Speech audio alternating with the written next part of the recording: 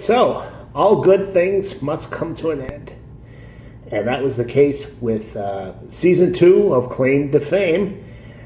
This tonight they had their final episode on, and it didn't disappoint. It was quite the nail biter. There were times where I was just, I was up, and I was just, what's going to happen? What's going to happen? Are they going to do it? They going to do it? Okay, so it was 2 hours. Let's talk about the first hour.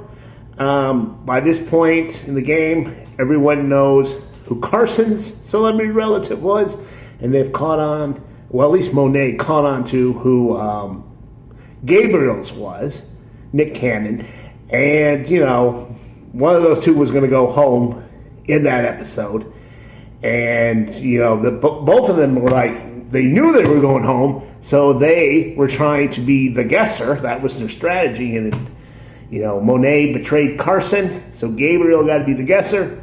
And of course, Carson goes home because she was obviously the niece of Dale Earnhardt Jr.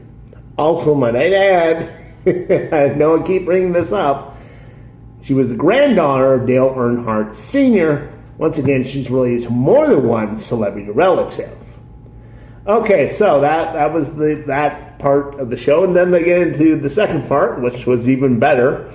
They brought the whole gang back. All the loser contestants got to come back into the game and help the three finalists out with who they were guessing. Unless it was Carly, because she was no fucking help at all. That was fucking hilarious. Carly, of course, was the first one kicked off, and when you watch her trying to guess who it is, it's just, she wouldn't have made it in the game at any point if she had to be a guesser, because she was terrible. She was all just throwing out these things. Oh, it's The Rock, it's Dana Carvey, Abraham Lincoln, Santa Claus.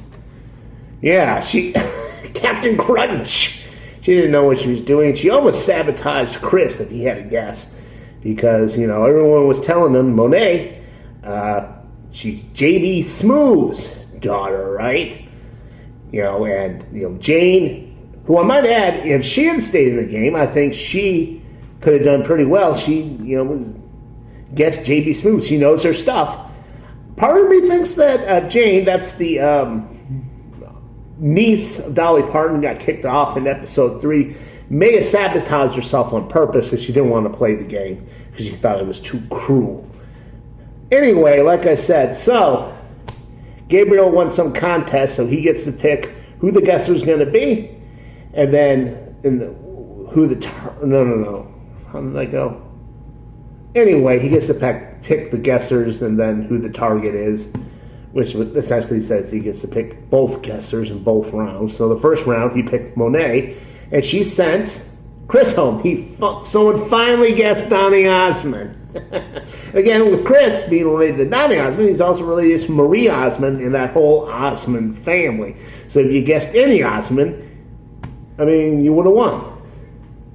So, like I said, Chris gets sent home, and it was at that moment I was thinking, why would he pick Monet to do the guessing instead of Chris? Because, I don't know if he knew that Chris knew who Monet's father was, but you got to figure Monet knows who his brother was, Nick Cannon, right? So wouldn't it make more sense to have Chris be the guesser, because he knows who Chris's father is at that point?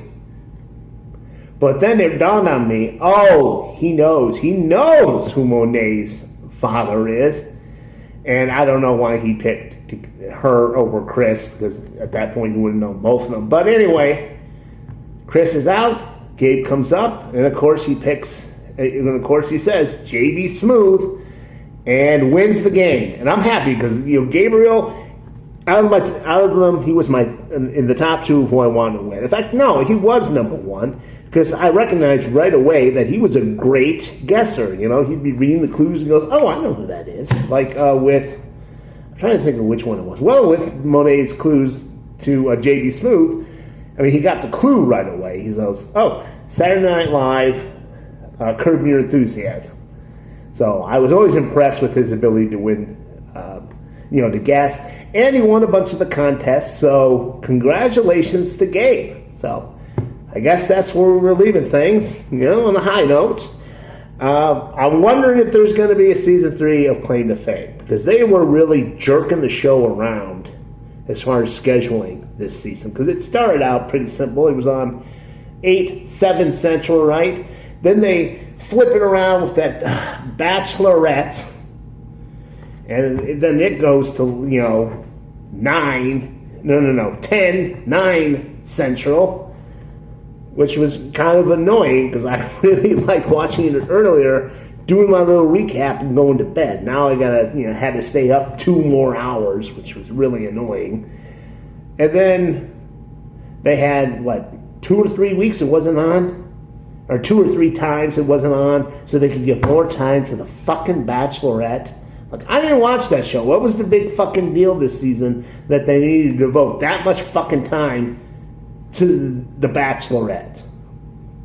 Or maybe Claim to Fame is just not doing that well. I don't know. So like I said, I don't know if there's going to be a season 3. One of the problems I've said with this show is it came out in the wrong decade. It came out, when we're so technology advanced and whatnot with the internet that we can figure out who these people's relatives are like that. Just Google searches and whatnot. But that's only part of the fun. The strategy is seeing people saying, should I be the guesser? Should I guess this person? All right, I figured out who this person's relative is. Do I keep that to myself, or do I share it and get rid of this person because they're more of a threat, But like I said, if they do have a season 3, I'll be back reviewing it. As far as other TV shows moving on, I don't know. I don't review a lot of TV shows because I just find it's very draining creativity-wise, whether you're doing videos here on YouTube or TikTok. It's just you're basically saying what happened in the show and what you thought about it instead of coming up with stuff on your own.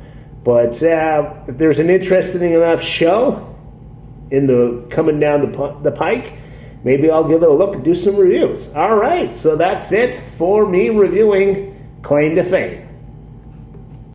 She thought The Rock was a clue. A rock was a clue. Should have gone with Rita Wilson.